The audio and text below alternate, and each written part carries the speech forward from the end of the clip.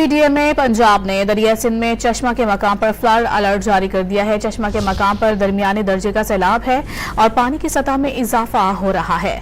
PDMA के मुताबिक दरिया सिंध में चश्मा के मकाम पर दरमियाने दर्जे का सैलाब है। चश्मा बैराज में पानी की आमद 3,90,000 क्यूसेक और अखराज 3,70,000 क्यूसेक है।